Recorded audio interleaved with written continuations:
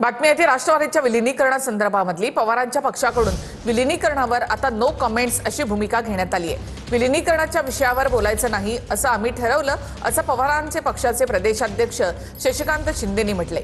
तर विलीनीकरण होणार नाही तसा प्रस्ताव नाही असं कालच प्रफुल्ल पटेलांनी स्पष्ट केलंय। त्यामुळे विलीनीकरणावर दोन्ही राष्ट्रवादींकडनं फुल स्टॉप देण्यात आलेला आहे असंच म्हणावं लागेल।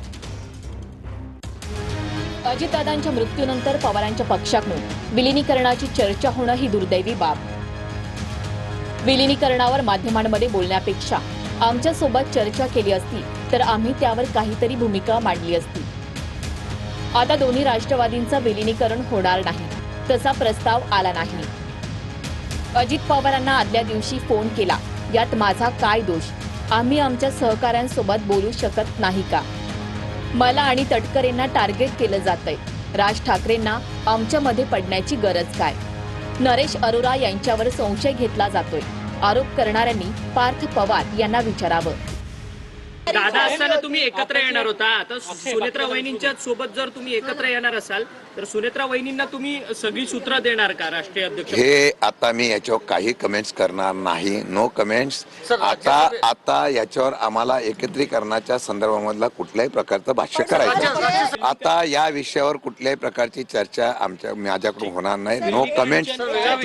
एक मिनिट, मी स्पष्ट सांगतो, विलीनीकरणाच्या बाबतीमध्ये आमच्या पक्षाकडून आता कुठल्याही प्रकारचं नो कमेंट। नवीन तिथे कॅप्टन आलेले आहेत काय, त्यांना बसू द्या, त्यांना काम करू द्या, त्यांना समजून घेऊ द्या, नंतर बघतील ते काय करायचं ते।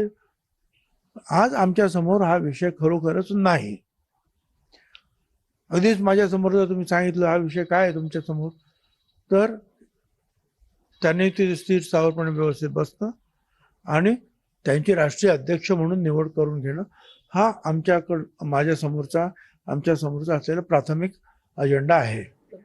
शरद पवारांच्या प्रकृतीमध्ये सुधारणा झाल्यावर 6 दिवसांनी पवारांना डिस्चार्ज देण्यात आलेला आहे। पवार आता पुढील 4 ते 5 दिवस विश्रांती करणार असल्याची माहिती आहे। त्यानंतर पुन्हा महाराष्ट्र दौरे सुरू करणार आहेत।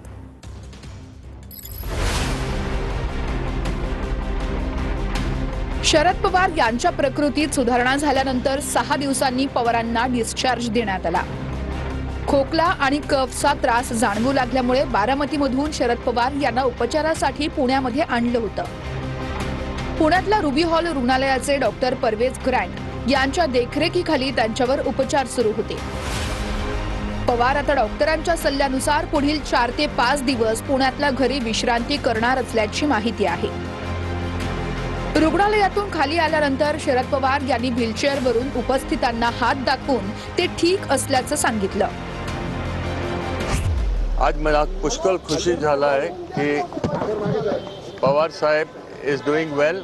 ते आता घरी जाणार। He is completely cured from his illness. Minor छातीचं इन्फेक्शन झालं होतं, but that is completely cured. आता 1 तासाने ते घरी जाणार, completely cured and very happy.